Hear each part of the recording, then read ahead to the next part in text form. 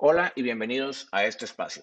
El día de hoy vamos a tener el gusto de platicar con el doctor Mario Moisés Álvarez para conocer y que nos platique más a fondo sobre las diferentes pruebas para detectar SARS-CoV-2 y el importante rol que deberían de estar jugando en la contención de esta pandemia. También de forma muy preliminar les vamos a platicar sobre una alternativa que hemos estado trabajando juntos con la cual creemos que si se aplicara esto o algo similar, pudiéramos contener la pandemia sin tener que cerrar toda la economía en menos de un mes o dos.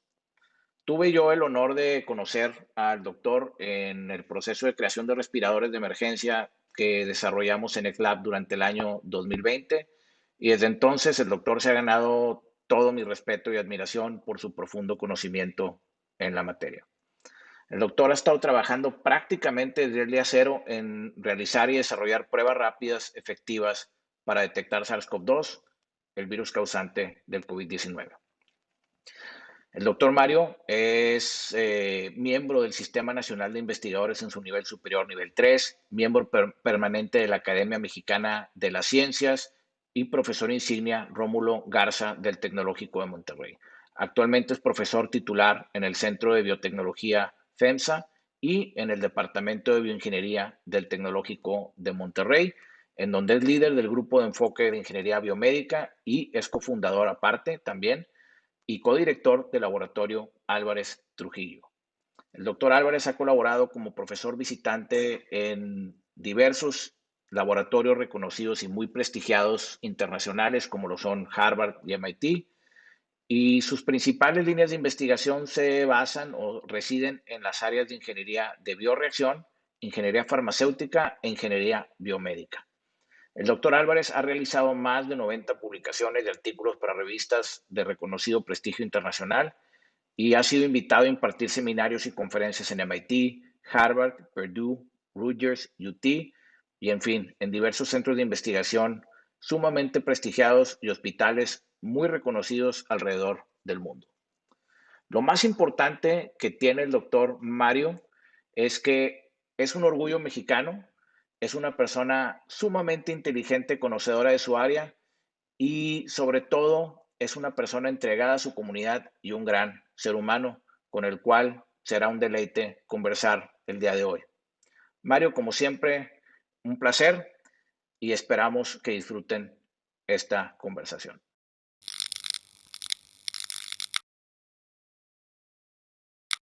Y pues ahora sí, ¿tú cómo ves? ¿Le ves que ya se acabó la pandemia, que ya terminamos o todavía nos cuelga un ratito? Francisco, pues qué buena pregunta. Yo creo que todavía nos falta y nos falta mucho. Hay avances muy destacables. El que ya tengamos una vacuna aprobada, eh, prácticamente dos, la segunda ya está aprobada, pero todavía no se ha vacunado gente con ella. Pero esas dos vacunas nos dan esperanza, ciertamente es algo que hemos esperado por mucho tiempo y bueno, vamos a tener vacuna, todos los países tarde que temprano van a tener vacuna y ese es un aspecto que hay que destacar, el tarde o temprano. La vacuna no va a llegar a todos inmediatamente y las campañas de vacunación van a demorar tiempo y hay una logística que tendrá que establecerse para que la vacuna no llegue a todas las personas, ¿no? Los habitantes de un cierto país. Y ya sabemos, ya se anunció que en el caso particular de México, pues vamos a comenzar a finales de diciembre, ya estamos a finales de diciembre, esperemos que en los próximos 6 días de diciembre se concrete esto. Y ya sabemos que a algunos de nosotros nos va a tocar vacunarnos en un año y medio. Eso está anunciado, ¿no? Entonces, ¿qué vamos a hacer de aquí entonces? Tenemos que ciertamente seguir cuidándonos y como discutíamos antes, ¿no? En nuestra conversación anterior a la transmisión, la solución no está en quedarnos en casa por un año más. La solución está en buscar todas las herramientas tecnológicas y logísticas que tengamos a mano para salir con seguridad y bueno, pues ir restableciendo nuestra vida social y económica lo más posible. Y en ese sentido, pues bueno, uno de los temas que hemos conversado extensamente en los últimos meses, pues es muy importante, ¿no? Intensificar el esfuerzo diagnóstico en nuestras familias, en nuestras empresas, en las escuelas, las universidades, saber quién está infectado y poder rápidamente a esas personas, uno, atenderlas convenientemente, y dos, aislarlas del resto de la población, una cuarentena selectiva que nos permita entonces de una forma más inteligente pues enfrentar este problema. Sí, la vacuna va a ayudar, pero aun cuando nos vacunemos no sabemos cuánto tiempo vamos a ser inmunes. Ese es otro aspecto, ¿no? Las pruebas de vacunación que se han hecho nos demuestran que la vacuna protege por ciertos meses, pero vaya, estas pruebas llevan a haciéndose la etapa 3, fue una etapa de 3-4 meses, entonces no sabemos si estas vacunas nos proveen inmunidad de largo plazo. Es probable que tengamos que vacunarnos pues por lo menos una vez por año para COVID-19 en los próximos 5 o 10 años, y es probable que con mayor frecuencia inclusive. Y es probable que exista una mutación del virus, es probable que venga otra pandemia, porque si hay algo que nos ha enseñado el tiempo es que no es la primera pandemia que existe en la humanidad, ¿no? Ni es la primera pandemia que hemos controlado con una vacunación, de cierta forma, pero sin embargo, pues pueden seguir mutando los virus y pueden seguir cambiando los virus para adaptarse y seguirnos infectando, ¿no? Entonces ese es el aprendizaje que como humanidad tenemos que tomar en cuenta. ¿Qué hicimos mal? ¿Qué hicimos bien? ¿Qué podemos hacer mejor? Y lo más importante de todo en esta ecuación, cómo tomar el elemento humano de por medio, ¿no? Que eso es algo que ningún gobierno lo ha logrado, bueno, al menos de mi conocimiento, ningún gobierno lo ha logrado hacer al 100%, ¿no? Sí, esto que mencionas es bien importante. A ver, tuvimos una pandemia de proporciones mayúsculas en 1918, ¿no? Y hay récord histórico un tanto vago porque pues estamos hablando de más de un siglo atrás, ¿no? Pero hay algo de información, ¿no? Y sabemos que fue algo tremendo. Y luego tuvimos avisos pequeñitos a lo largo de estos 100 años hasta que llega en 1900 la pandemia de influenza, hombre, del 2009. 2009, sí, correcto. Ese fue un gran aviso. Esa pandemia comenzó en México y realmente pues la verdad es que no aprendimos demasiado, ¿no? Pasó rápidamente, fue un virus no tan peligroso como este, y por 10 años nos olvidamos. A mí me tocó hacer algo de investigación con mi equipo de trabajo en el 2009. Yo recuerdo que nos metimos a trabajar al laboratorio completamente aislados por 1 semana y media, tal vez 2 semanas. Luego empezaron a relajarse las medidas de distanciamiento social y todo volvió a la normalidad probablemente en unos 2 meses, 3 meses. Ya estábamos trabajando igual que siempre.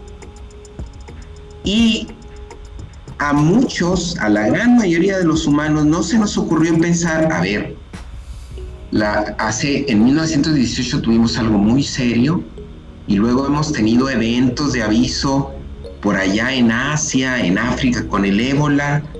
No lo hemos tomado muy en serio y ahora tenemos influenza encima, pero va a pasar, no importa. Bueno, ok. Y luego vino Zika, y luego vino otra epidemia, primero ébola en el 2014, del 2014 y al 2016. No nos preocupó mucho porque mantuvimos eso confinado en África del Este. Llegaron algunas personas infectadas a Estados Unidos, pero se pudo controlar la epidemia local en Estados Unidos y dijimos, bueno, no hay problema. Luego Zika, pero Zika no nos pegó tan duro, no era un virus tan peligroso como este y lo olvidamos.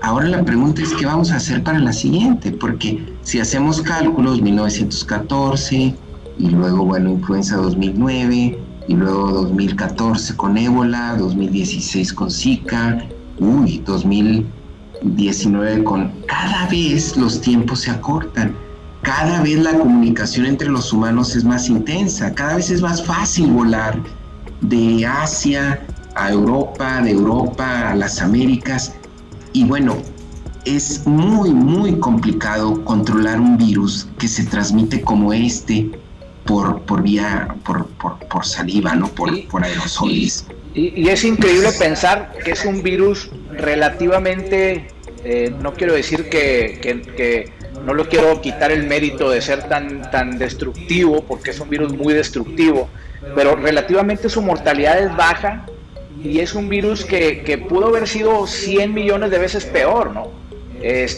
Y pudo, digo, no hay ninguna restricción en la naturaleza que te prohíba que un ébola mute en incubarse 2 semanas en lugar de tener una letalidad tan alta, ¿no? Porque existe el tema de letalidad y el tema de mortalidad. De aquí el tema es que si el virus es muy letal, pues no alcanza a propagarse. Y eso ayuda mucho a que se pueda contener. Pero si el virus no es letal y sin embargo es muy mortal, pues es una combinación fatal, porque entonces contagias a mucha gente y te enteras muy tarde que están contagiados, que es más o menos el problema que tenemos hoy en día con el SARS-CoV-2 que provoca el COVID-19. Y realmente es increíble ver cómo pues no aprendimos nada durante todas estas pandemias, como bien lo dices, y sí se puede solucionar el problema. Sí hay soluciones, hay muchas publicaciones de gente, no es una opinión nada más nuestra, digámoslo de esa forma, hay publicaciones muy claras en donde el tema de muestreo rápido, el tema de muestreo en casa y el tema de confirmar rápidamente una prueba es un tema que puede hacer toda la diferencia en una pandemia, sumado al tema de vacunación, sumado al tema de sana distancia, sumado al tema de confinamiento. Pero sin embargo no es lo mismo que nos encierren a todos o nos encerremos todos un mes a que esto se termine y que tengamos que salir ahora con pruebas negativas todos, a que nos pidan 10 meses que nos encerremos sin un resultado positivo. Sí ayudó a la comunidad médica a prepararnos más, sí ayudó a tener más información, no es lo mismo enfermarte en febrero que enfermarte hoy en día. Sin embargo, pues solamente ese fue el único beneficio, no tenemos ningún otro beneficio en donde digas, bueno, ya se acabó la pandemia, ya podemos abrir otra vez el comercio y estamos viendo los efectos devastadores de la economía. Y siento que el rol tiene que cambiar, tenemos que tener una mentalidad de cómo sí vamos a salir, cómo sí vamos a continuar siendo humanos y cómo sí vamos a aprender de esta pandemia, porque el tema de pruebas y el tema de muestras no es propiamente para el SARS-CoV-2, puede ser para cualquier virus, para cualquier patógeno que se presente, ¿no? En algún momento. Ahora, Doc, si entramos en temas de pruebas, yo sé que hay muchos tipos de pruebas ahí. Híjole, pues he leído ahí listas muy largas, pero pudiéramos decir que son 3 familias básicamente, ¿no? Las que son moleculares, que buscan rastros de DNA, las que son de antígeno, que a través que no son las pruebas de anticuerpos per se, pero a través de ciertos anticuerpos puede rastrear la presencia del virus. Y existen las pruebas per se de anticuerpos, ¿no? Que son pruebas que buscan la reacción de tu cuerpo, de tu sistema inmune hacia el virus. Y las terceras fueron las que se pusieron muy de moda al principio, que realmente no sirvieron de nada, porque esos ya buscan el problema una vez que se termina, ¿no? Estaban tratando de solucionar un problema que no era el problema actual, no era el problema real. Que son las de anticuerpos, y esas tienen su propósito, no son pruebas que no tengan una validez o que tengan no hay que descartarlas, pero son para un propósito en particular. A mí me gustaría hoy enfocarnos un poquito en las otras 2, que son las que previenen, que pueden prevenir el contagio y que pueden ayudar a un doctor a diagnosticar a una persona, que yo creo que en la combinación de las 2 está el éxito de esta prueba. ¿Nos podrías platicar un poquito cuál es la diferencia de una prueba de molecular a una prueba de antígeno? Sí, claro que sí, con mucho gusto, Francisco. En términos muy, muy sencillos, las pruebas de antígeno y las pruebas moleculares, ambas nos sirven para diagnosticar casos tempranamente. Es muy, muy importante decirlo, porque lo que antes nos platicabas es completamente correcto. Hace meses hicimos mucho énfasis en utilizar pruebas rápidas basadas en la búsqueda de anticuerpos. Esas nos sirven para otra cosa. Esas no nos sirven para diagnóstico temprano. Esas, como bien lo dijiste, nos sirven para encontrar anticuerpos, y esos anticuerpos los comienza a formar nuestro cuerpo, a producir nuestro cuerpo, típicamente en la segunda semana de la infección. Entonces, diagnostican con seguridad a los 14 días que te infectaste, y para entonces ya vas de salida y ya contagiaste a mucha gente. Entonces, esas no nos sirven. Pero las de antígeno buscan al virus o a un fragmento del virus, específicamente una proteína del virus. Y las moleculares buscan RNA viral. Y durante el proceso de diagnóstico lo convierten en DNA, y como tú bien dijiste, eso es finalmente lo que encontramos. DNA que viene del RNA viral. Copias de DNA que se hicieron a partir del RNA viral. A ver, vuelvo a explicar estas dos. Entonces, las de antígeno. ¿Cuándo se deben de aplicar? Las pruebas de antígeno nos sirven durante los primeros días de la infección, aunque la persona sea asintomática. Y eso es muy importante, porque al principio pensábamos que la proporción de asintomáticos era pequeña y que los asintomáticos no necesariamente transmitían la enfermedad, o al menos no tan eficientemente como los sintomáticos. Hoy sabemos que estos dos son mitos, que hay muchos asintomáticos por sintomático. Todavía los grupos de investigación alrededor del mundo no se ponen de acuerdo, pero hoy hay evidencia de que por lo menos hay un sintomático por 9 asintomáticos por un sintomático. Puede ser 7 a 8.5 a 1.5, pero definitivamente hay muchos más asintomáticos que sintomáticos. Entonces, yo puedo estar perfectamente saludable, mi familia puede estar perfectamente saludable, podemos tener una cena en casa y alguno de ellos, sin presentar síntomas, trae el virus y nos contagia. La gran mayoría puede traer el virus sin presentar síntomas. Es correcto. ¿De dónde saco estos números? El estudio más generalizado que se ha hecho se hizo en Nueva York, en la ciudad de Nueva York.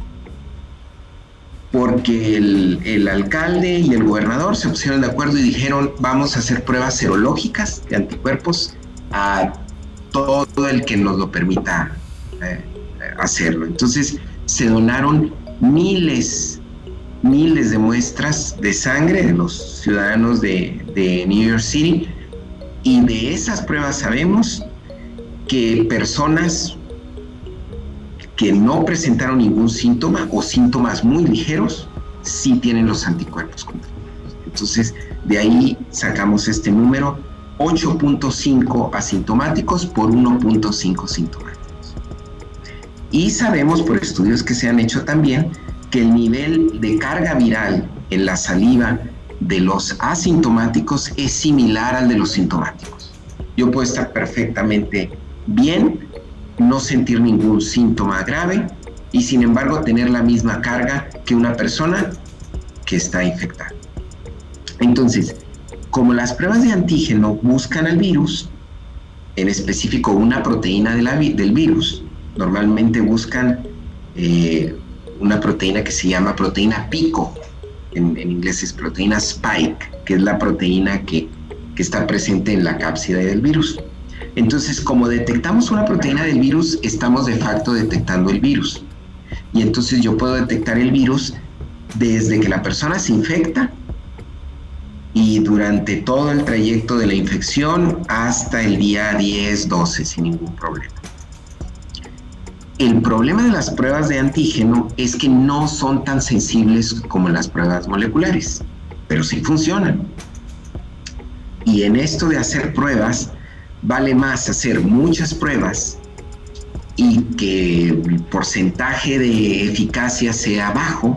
Ahora no es tampoco tan bajo. Relativamente bajo, porque no es bajo. Relativamente bajo, entre 50 y 80%. Eso es muy bueno contra lo que estamos haciendo ahorita, que es nada, ¿verdad? Ahorita estamos diagnosticando a quien llega con síntomas a un hospital. Ahora, cabe recalcar que el tema de la prueba, la sensibilidad de la prueba de antígeno es mucho más alta que un 60%. La probabilidad de que te detecte a ti que tienes COVID, SARS-CoV-2 en tu organismo, la prueba de antígeno es la que se reduce al porcentaje que dices, porque tiene muchos más elementos de por medio, que tenga la suficiente carga viral, por ejemplo. Exacto. Sí. Sí. Entonces, no significa que no funcione la prueba, o sea, que de las 10 pruebas, 6 sean buenas y 4 sean malas. Las pruebas funcionan todas, el 99% de las pruebas funciona. Obviamente una prueba de laboratorio certificado bien hecha, no una prueba que compras sin marca ni mucho menos. Pero esas pruebas son muy eficaces. Lo que puede suceder es que en tu momento tu carga viral no será suficiente para detectarlo. Que cabe recalcar que también cuando tienes poca carga viral, tu posibilidad de contagio, tomando todas las precauciones de sanidad, también baja de contagiar a alguien más. Entonces, es correcto. Se convierte en un juego estadístico, que es lo que siempre lo he dicho. ¿Qué me refiero con esto? Una, que estés infectado, que es un porcentaje reducido del 100%, no todos están infectados. Hay una pequeña minoría que está infectada, que son muchos para el tema viral, pero en general, pues no es la mitad de la población la que está infectada si juntamos ahorita a todos, ¿verdad? Entonces, ahí ya le tumbaste un porcentaje. Luego, encima de eso, que hagas la prueba y que la prueba no sea eficiente, que la prueba no te funcione a ti, pues todavía le estás bajando el porcentaje. Entonces, si digamos a una boda, quieres ir a una boda tú y quieres que todos tengan una prueba de antígeno, porque cabe recalcar que también, según lo que nos comentas, Doc, la prueba de antígeno, el periodo más contagioso es el que te detecta la prueba de antígeno. Entonces, ese periodo más contagioso, donde más estás contagiando gente, desde antes de que empiezan los síntomas hasta después de los síntomas, que no es después, pero es en el momento donde más contagioso estás. Si tú detectas que tu prueba es negativa y vas a una boda, por decir un evento, y todo el mundo trae una prueba negativa, los porcentajes de contagio se bajan muchísimo. Ahora, ¿qué significa eso? ¿Que no va a haber contagios? No significa eso. Lo que significa es que si estamos hablando en números estadísticos de 100, pues se trata que no salgan contagiados 70 o que salgan contagiados 60 de la boda o que salgan contagiados 50 de la boda. Se trata de que salgan contagiados 5 o 6, ¿verdad? Que eso pues sí se puede lograr con un tema estadístico, porque es exponencial. Entonces, para no complicar mucho la ecuación, si logramos que la curva baje, eventualmente acabamos con el virus. Claro. Entonces, por eso la importancia de las pruebas de antígeno, que para presentar un ejemplo, esta es una prueba de antígeno. La voy a poner en la otra cámara. Esta es una prueba de Abbott. Muy sencilla de aplicar. Es una prueba, voy a poner la cámara, esta cámara de aquí. Esta prueba de Abbott es una prueba de antígeno que bueno, te la tienen que extraer de tus fosas nasales. Tienen que tener suficiente material. Se pasan a un buffer, que el buffer se le pone un líquido de buffer a la muestra, y del buffer lo pasas aquí, y aquí si salen 2 rayas pues estás positivo, y si sale una sola raya, la raya de control, estás negativo. Entonces es una prueba muy sencilla de aplicar, es una prueba que inclusive pudiera hacerse mucho más sencilla que esto. Puedes hacer el puro strip nada más, y lo más importante, es una prueba que contempla el factor humano, porque a pesar de que esta prueba en el mercado cuesta alrededor de $2,000, aquí fabricarla puede costar menos de $5. Entonces ahí arreglas el factor económico y el factor humano. Ahora, si esto lo hiciéramos, que pudieras hacerlo en casa, pues sería un super hitazo, porque entonces en la privacidad de tu hogar, sin tener que ir a un drive-thru y sin tener que esperar 24 horas, puedes estar haciendo una prueba de estas cada semana, por decir algo, cada 3 días o cada vez que vas a ver algún evento social importante, puedes estar haciendo este tipo de pruebas. Y bueno, creo que esto, aunado a las moleculares, que te permiten confirmar o que le permiten al doctor tener más información sobre el paciente, pues pueden ser la solución al problema que tenemos de contagios. Claro, completamente de acuerdo. Sí, las pruebas de antígeno, y lo dijiste muy bien, están muy bien diseñadas. El reactivo básico de las pruebas de antígeno es un anticuerpo que se pone en esas tiritas. Entonces estos anticuerpos se prueban en el laboratorio, sabemos que tienen la estructura correcta, y estos anticuerpos son una especie de velcros, si me permiten la analogía. Lo que hacen es que el antígeno se pega en estos anticuerpos. El virus completo se pega en estos anticuerpos. Y entonces lo que tú mides, luego revelas con otro reactivo la presencia de las proteínas del virus. Pero la clave es capturarlos. Entonces, las pruebas están validadas en laboratorios. Cuando se liberan al mercado, ya se probaron muchas veces. La baja sensibilidad de estas pruebas ya en campo, y reiteramos, en campo, es por todo lo que tú dijiste, porque a veces el paciente no tiene la carga viral suficiente, la forma en que se tomó la muestra, aspectos de carga viral y de calidad de muestra son los que hacen que estas pruebas tengan menos sensibilidad que otras de las que vamos a hablar a continuación.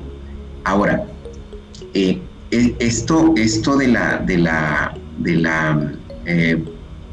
baja disponibilidad de las pruebas, bien lo dijiste, es algo que tenemos que remediar.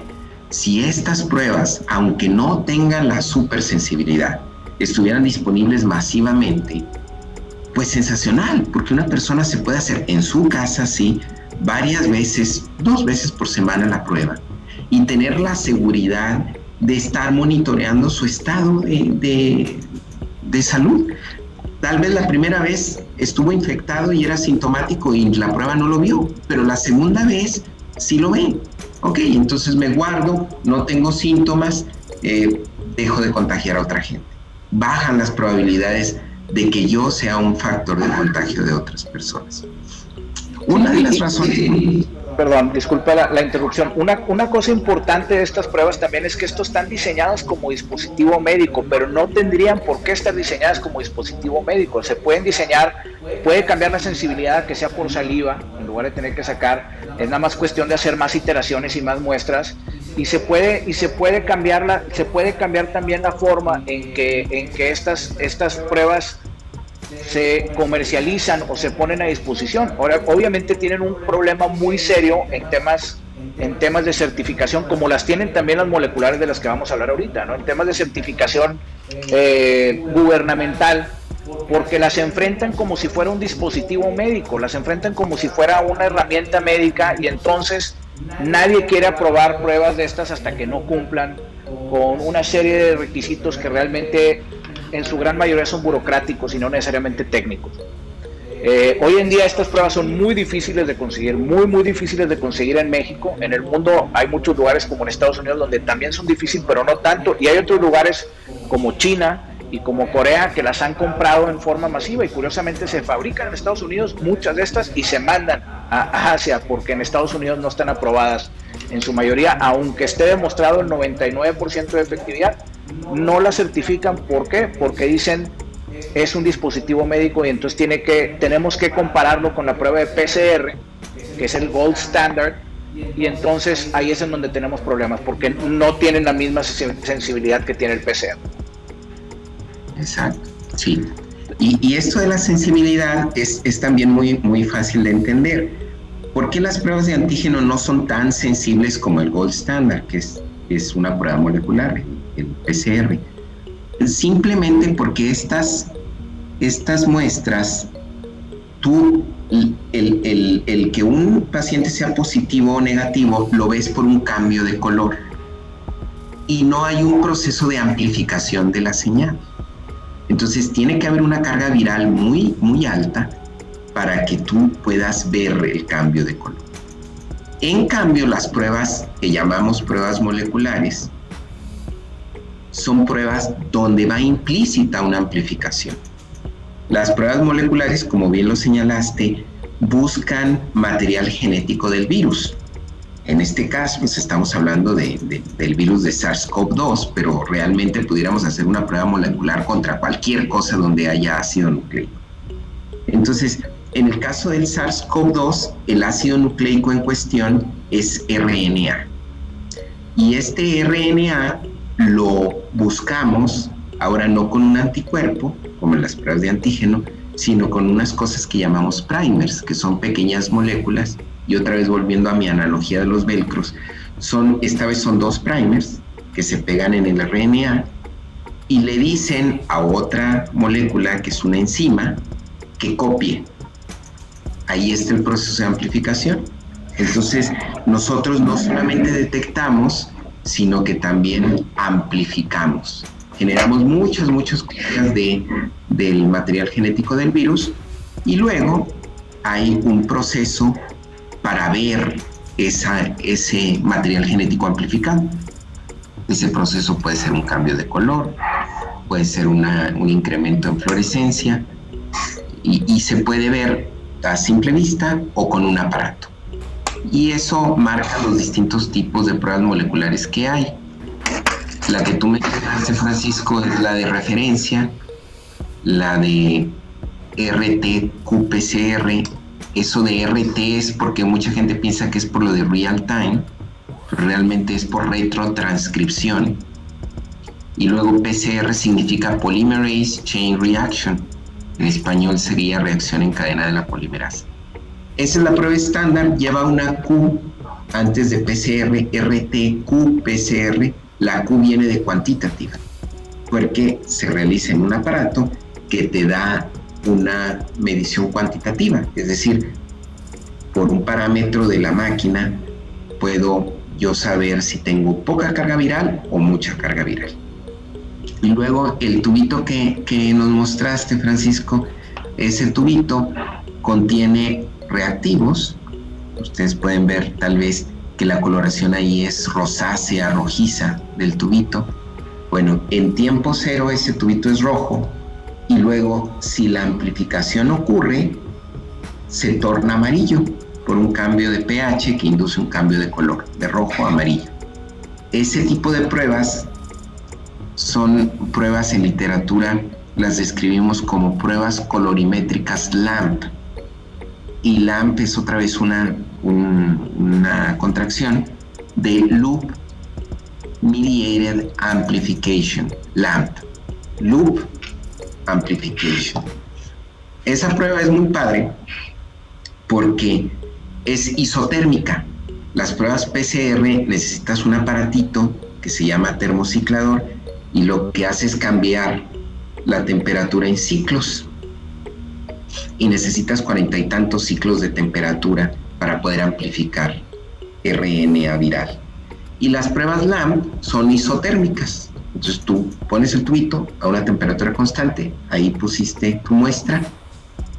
En algunas versiones de prueba LAMP ya estamos haciendo esto hasta con saliva. Y entonces eso falta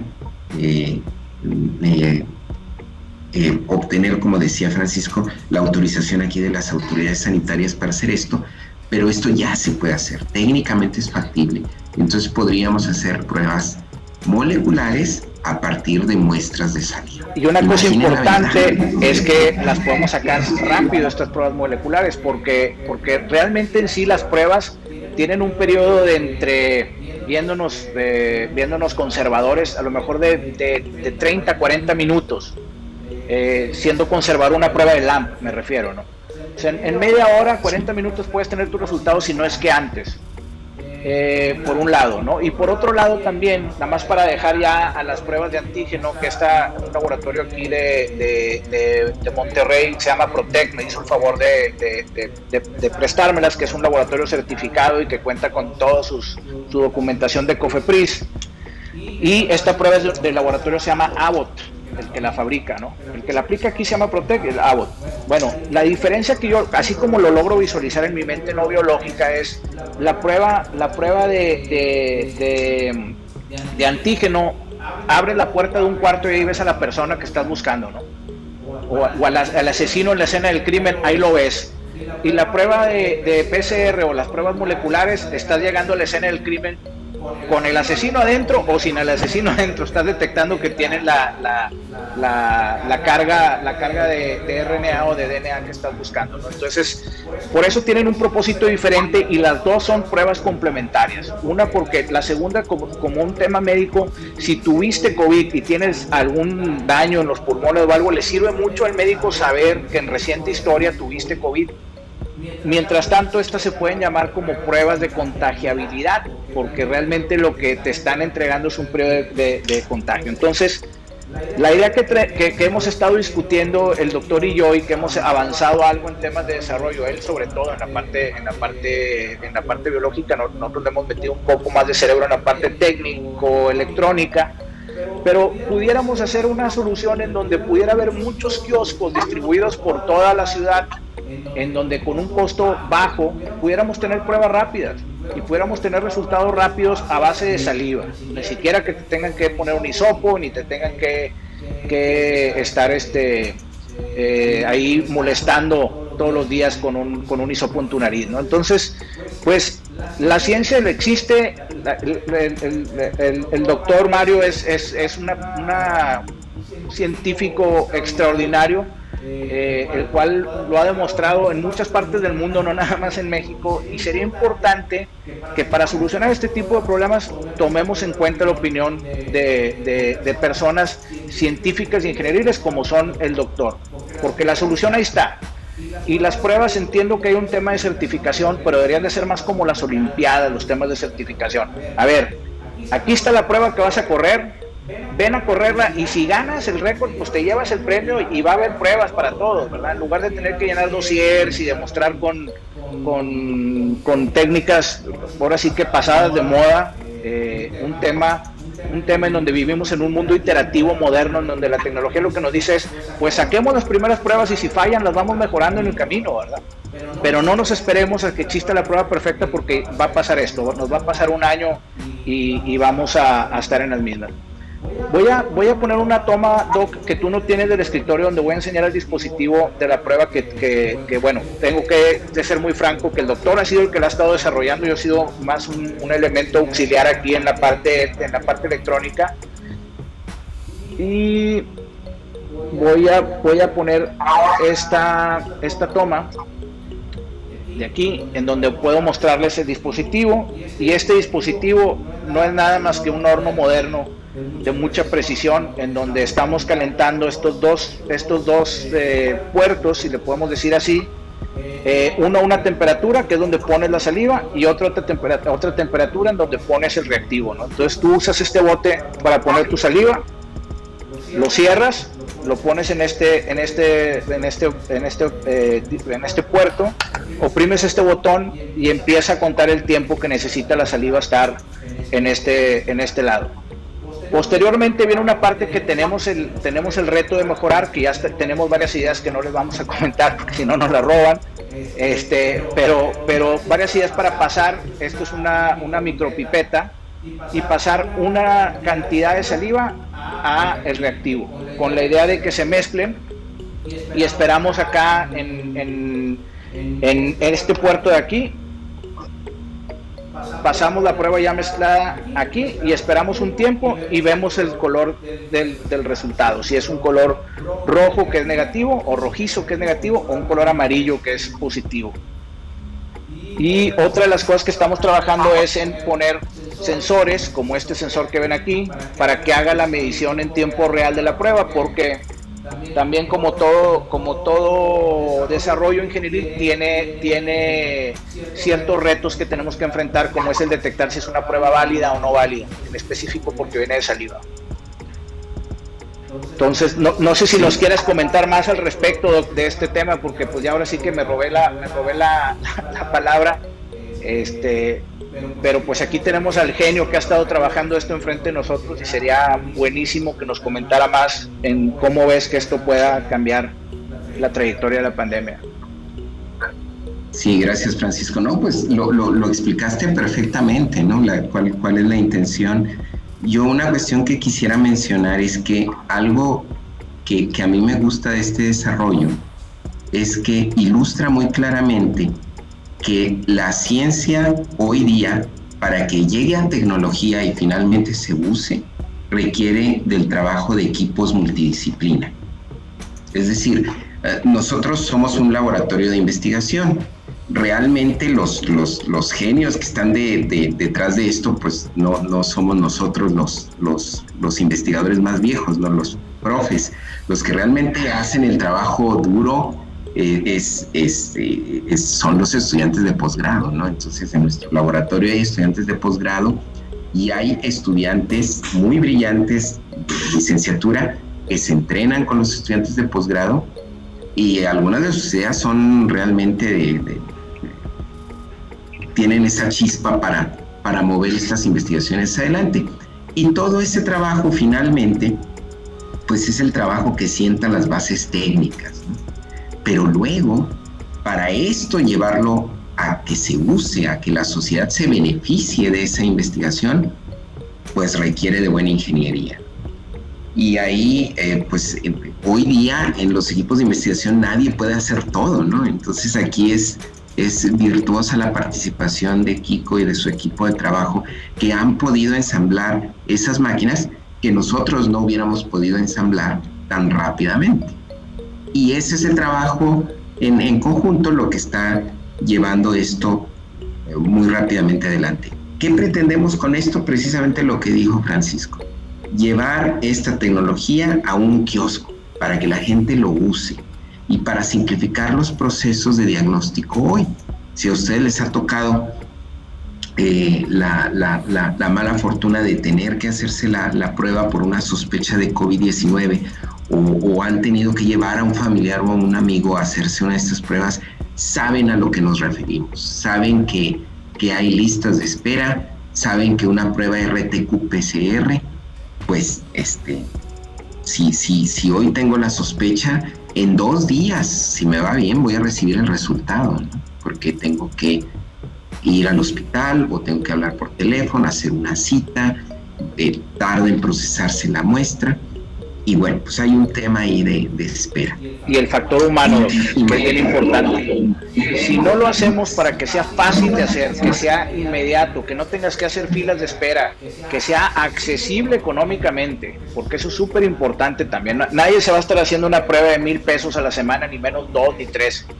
O sea, hay que hacerlo súper accesible y ese es parte del trabajo que tenemos que hacer, en que tomemos en cuenta el factor humano.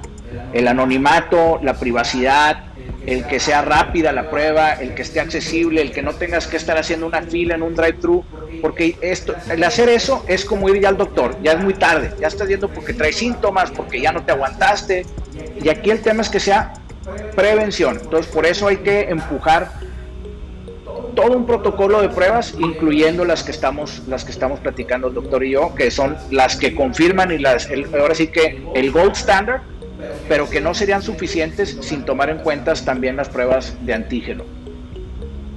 Es correcto, es correcto. Y un factor aquí muy importante es que estas pruebas puedan hacerse a partir de saliva.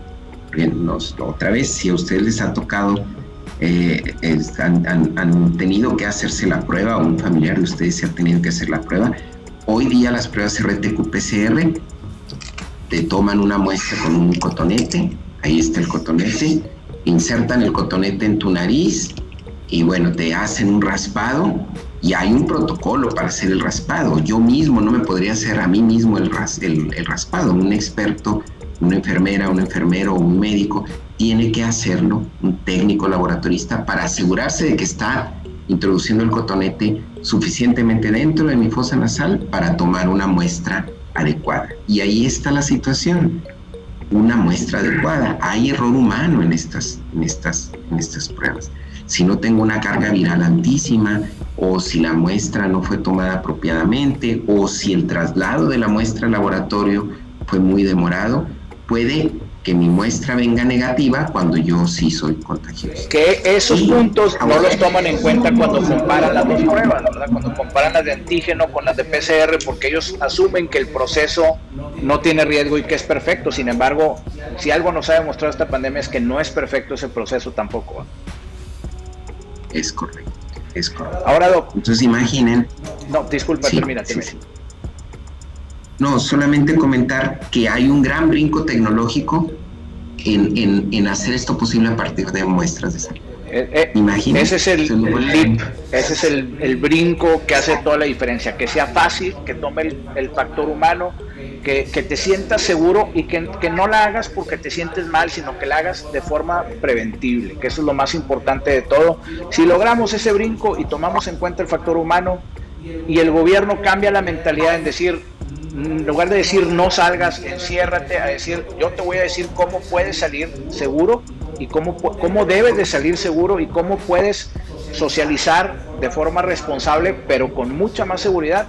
Eso sería el quiebre de esta pandemia y lo podríamos arreglar en menos de 2 meses si realmente nos empeñáramos en hacerlo, si estuviéramos muestreando en las entradas de los aeropuertos, si estuviéramos, insisto, con prueba rápida, porque ni modo que llegue una persona al aeropuerto y lo encierres 48 horas a esto, que puedas tener una prueba como es esta prueba de LAMP, que en media hora podemos tener el resultado, inclusive pudieras hacer una de antígeno y donde salga un positivo confirmas con LAMP y en media hora sabes si lo tienes que cuarentenar o no, pero tendríamos que hacer un esfuerzo en que realmente la ciencia reinara y no reinara la burocracia que tanto nos ha lastimado en esta pandemia.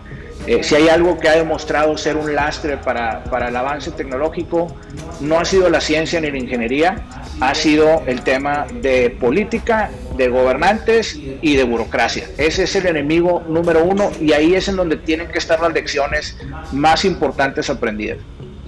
Ahora, Doc, una pregunta sobre esta prueba.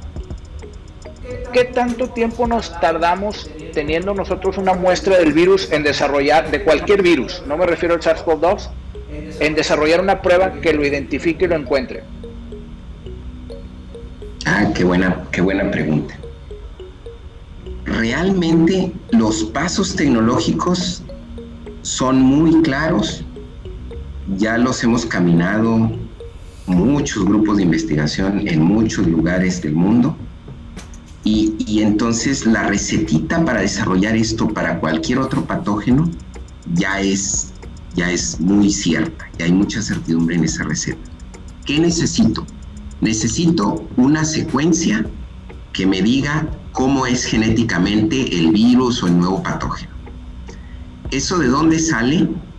Cuando la OMS tiene sospecha, porque un gobierno ya le reportó que hay un comportamiento epidemiológico atípico, una enfermedad rara en algún lugar del mundo, cuando hay una sospecha de este tipo, generalmente se toman muestras biológicas y a los pocos días ya tenemos la secuencia del virus. Hay un proceso que se llama secuenciación, hay tecnologías de secuenciación ya disponibles, pues hay inclusive secuenciadores ya portátiles, pero normalmente esto se hace en laboratorios grandes. Por ejemplo, en el caso de SARS-CoV-2, a los pocos días de que empezaron a presentarse estos casos de neumonía atípica, pues el gobierno chino anunció que tenía secuenciado al virus. Una vez que tienes secuenciado al virus o al nuevo patógeno, que repito, eso tarda 1 o 2 semanas, una vez que tienes la secuencia, puedes diseñar estos primers, que son estos velcros moleculares de los que hablábamos antes y que permiten identificar con gran certidumbre a ese virus o a esa bacteria y no a cualquier otro agente patógeno, solamente a ese.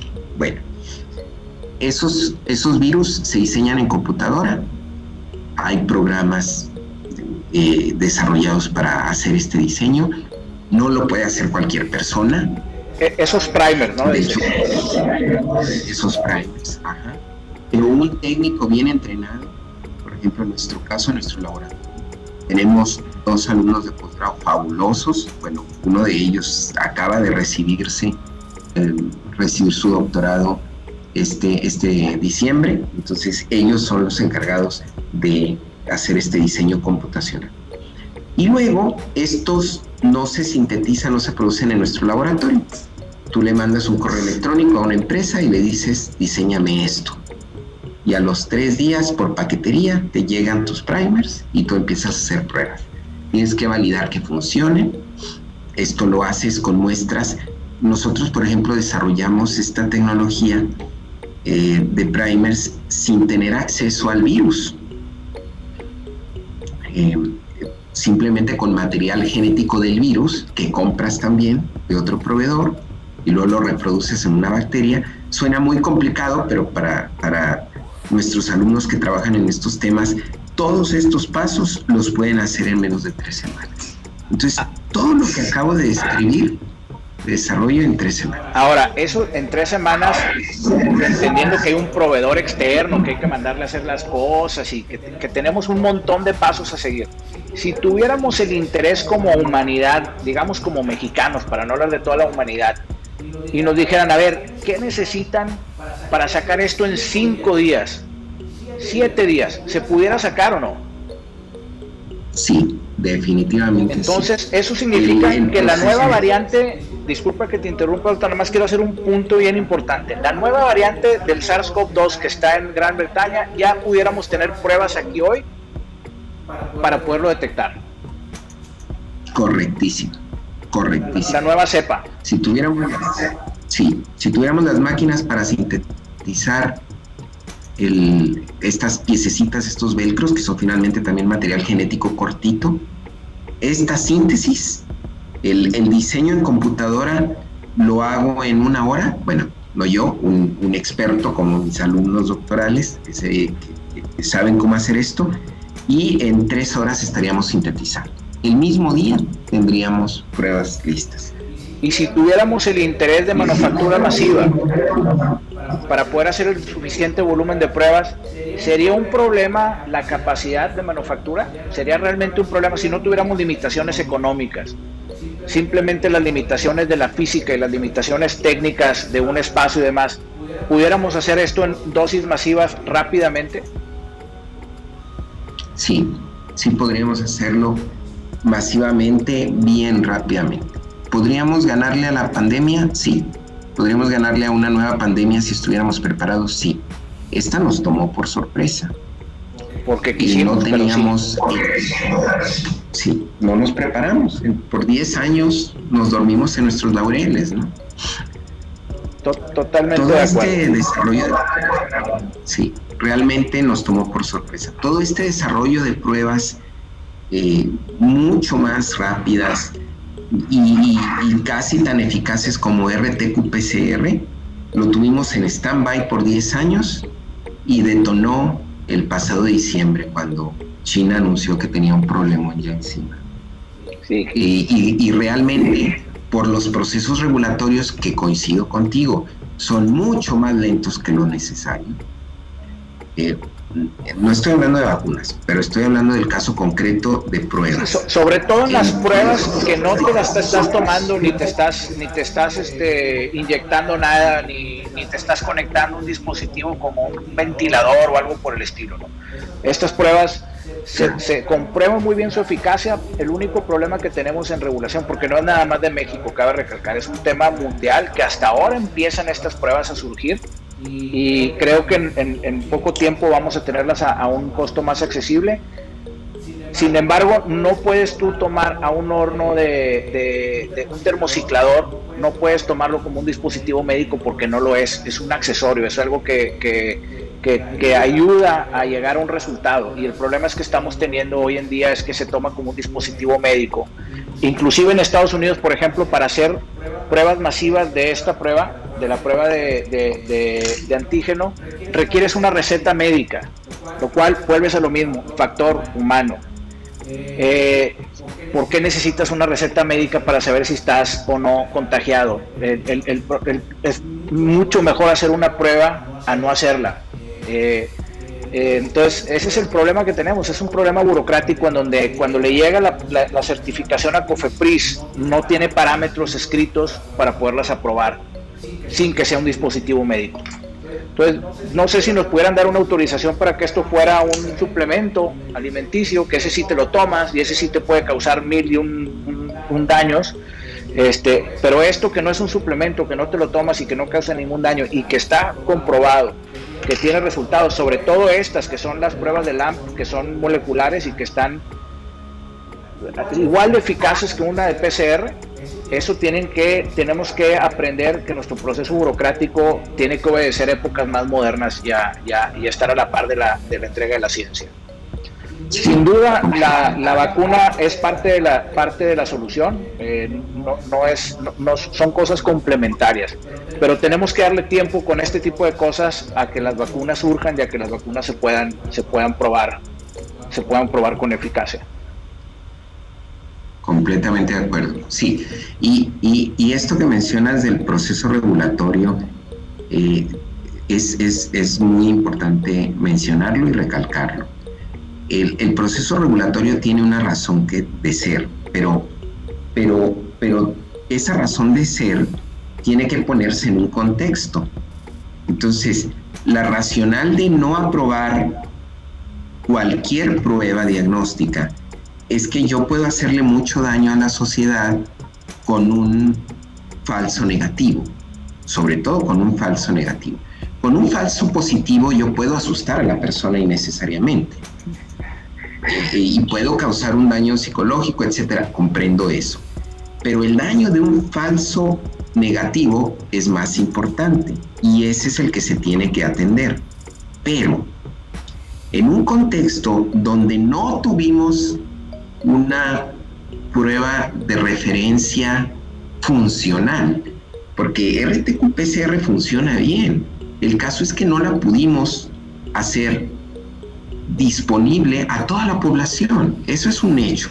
Nos falló ahí feo. No había pruebas suficientes para toda la población. Aún ahorita es un problema tener acceso a RT-PCR rápidamente. Entonces, ante la falta de una metodología que sistemáticamente me pudiera permitir hacer diagnóstico, pues realmente no teníamos nada. Y creo yo que no nada más en México, sino en muchos países del mundo, nos pusimos sobrecríticos en el filtro de las pruebas que sí tenían el mérito técnico para llegar más rápido.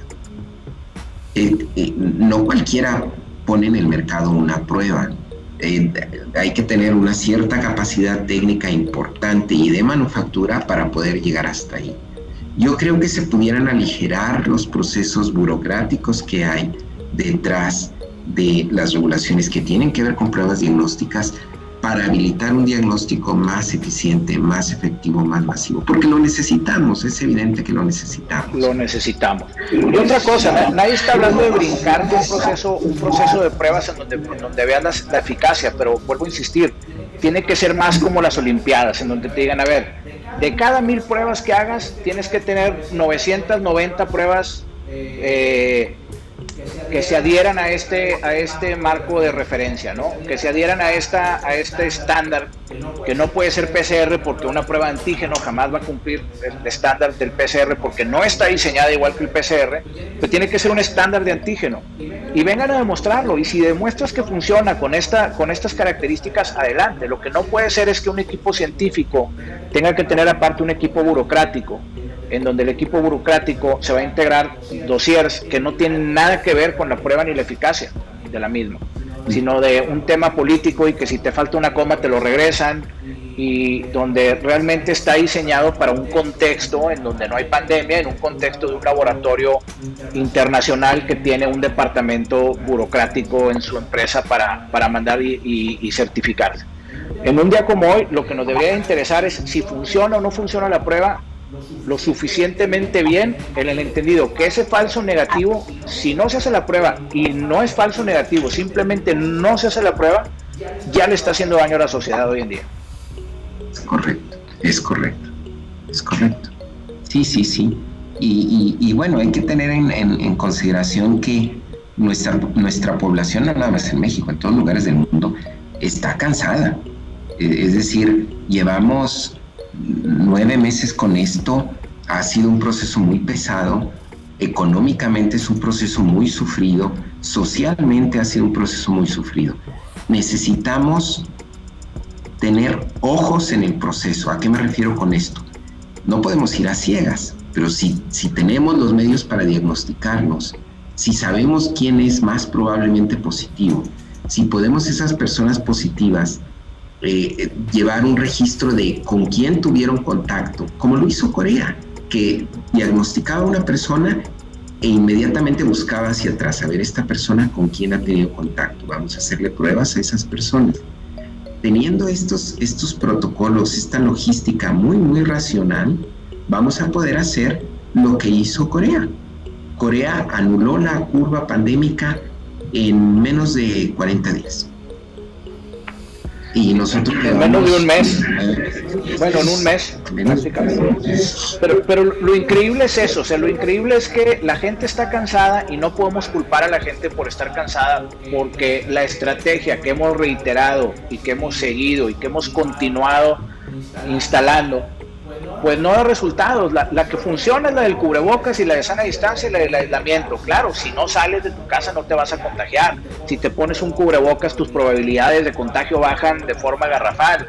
Si te ponen los dos el cubrebocas, bajan aún más. Si te estás lavando las manos continuamente, pues no se diga.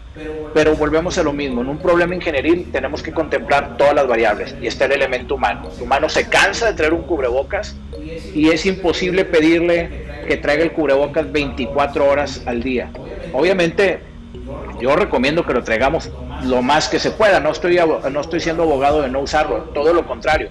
Pero hay que ser realistas en este proceso en donde los médicos están desesperados por recibir tanta gente, y inclusive ves videos donde ellos salen todos llagados de los cubrebocas y te dicen, mira, si yo puedo aguantar esto, ¿por qué tú no puedes aguantar en tu trabajo 6 horas? Yo tengo 12 horas así, ¿verdad? Y tienen razón los médicos y tiene razón la población, porque también no es lo mismo ponerme yo un chaleco antibalas para ir a Bagdad a meterme con un fusil, que es lo que hacen los médicos, a ponerme un chaleco antibalas para salir a la calle a ver si no hay un loco por ahí que quiera tirar un balazo, ¿verdad?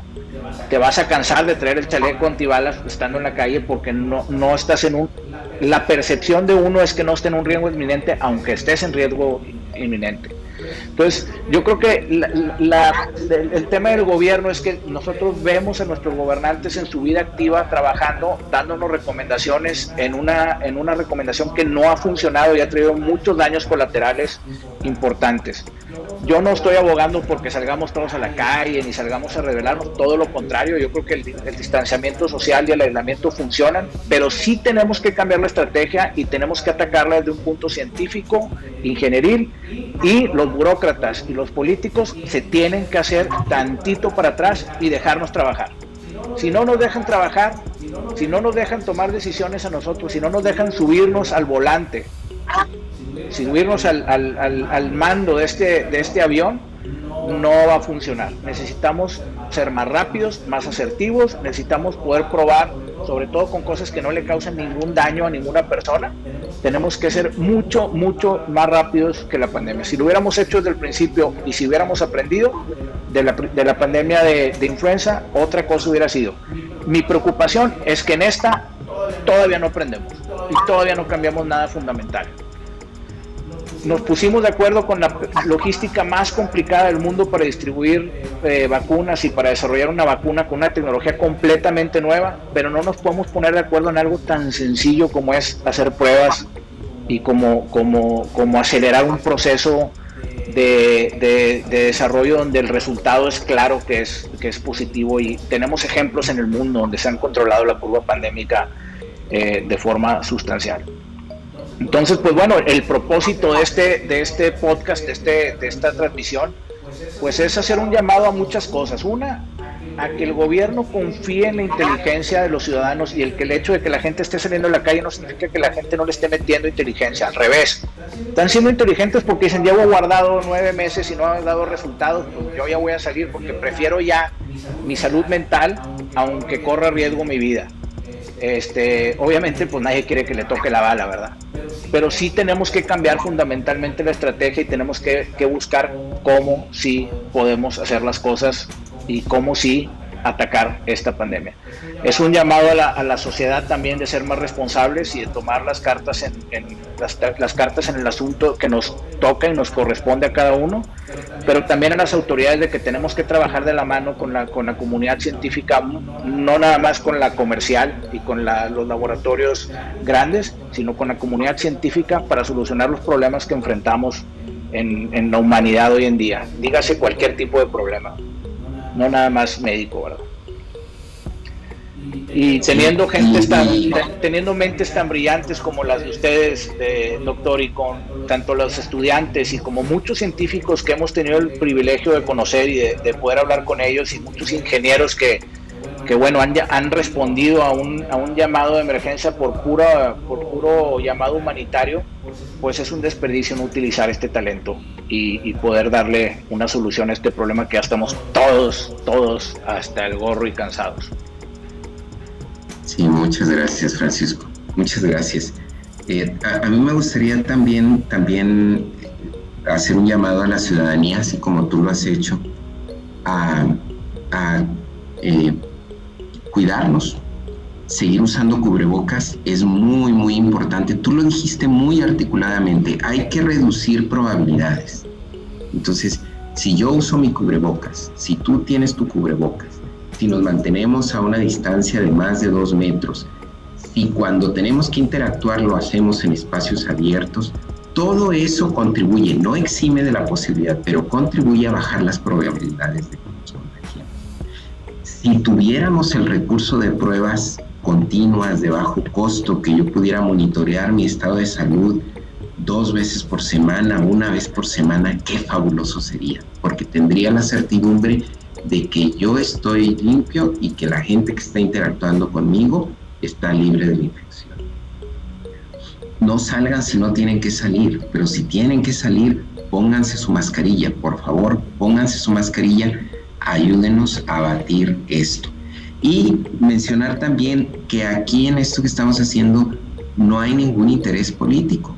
Aquí esto es de técnico. Lo que les estamos compartiendo, Francisco y yo, es avalado en la técnica. Aquí simplemente de lo que se trata es de poner la ciencia, la tecnología al servicio de la sociedad.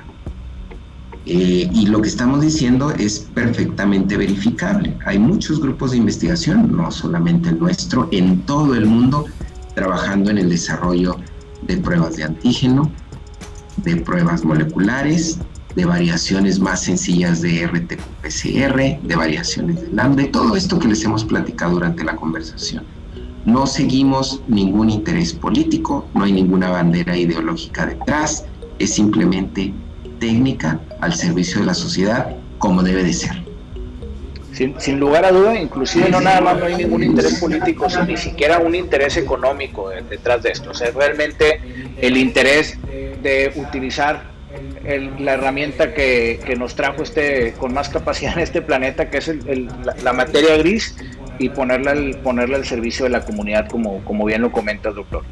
Y yo creo que hay mucho por hacer, y yo creo que si tomamos esta experiencia que hemos vivido de la pandemia y utilizamos el aprendizaje obtenido, vamos a ser una especie mucho más fuerte, mucho más resiliente a cualquier problema que nos podamos encontrar en el mundo, ¿no? Entonces, pues sí, realmente esto se trata de salvar vidas al final de la película, y por supuesto que no estoy abogando en que no se use el cubrebocas, todo lo contrario, que se use el cubrebocas más, que si vas a interactuar con alguien lo hagas a sana distancia y lo hagas en exteriores de ser posible, y por supuesto que no hacer reuniones sociales grandes ni mucho menos, que pues bueno, ya se ha comprobado inclusive más que donde menos te contagias es en las áreas comerciales profesionales sanitizadas, sino que inclusive en restaurantes que están preparados, el contagio es mínimo comparado a las reuniones que hacen los muchachos en sus casas, que se llenan ahí más de 20, 30 y a veces hasta cientos de personas a celebrar algo. Yo sé que todos estamos cansados, hay que buscar el cómo sí, pero en el Inter que encontramos un cómo sí seguro, pues hay que seguirnos cuidando, sin lugar a duda. Y pues bueno, doctor, no te quito más tiempo, que hay que seguir chambeando, hay que seguir trabajando, pero lo que sí es que voy a poner algo de información aquí abajo en el texto, la descripción del video, perdón, para que nos puedan contactar y puedan mandar más información, y obviamente que puedan conocer más al respecto de los procesos de los que le estamos hablando. Y no, en verdad, háganse una prueba de antígeno. Hay pruebas de antígeno económicas ya también disponibles por drive-thru en varias farmacias que están certificadas por COFEPRIS. No conozco personalmente la eficacia, pero quiero imaginar que son pruebas válidas. O utilicen pruebas como estas, que son a domicilio, que las hace en este caso un laboratorio que se llama Protect, y este laboratorio va a tu casa y te hace la prueba, y es completamente legal y completamente avalada por las autoridades. Háganse una prueba, no pierden nada y van a ayudar muchísimo a contener el virus, sin lugar a duda. Y pues bueno, Doc, pues nos despedimos de la gente, y pues que sea esta la primera versión, ¿no? No sé si quieras agregar algo. No, pues solo agradecerte la oportunidad de esta conversación contigo y con la audiencia, y pues encantado de repetir esto en un futuro próximo. Yo creo que va a estar muy de moda el tema, entonces va a haber más de una ocasión para repetirlo, ¿no? Muchísimas gracias por tu tiempo, Doc, y bueno, pues estamos en contacto aquí con el desarrollo, y los mantendremos también informados ahí de cómo va evolucionando nuestro invento que estamos haciendo aquí para aportar y apoyar este programa. Muchas gracias, Doc. Gracias, Francisco. Hasta muy pronto. Hasta pronto.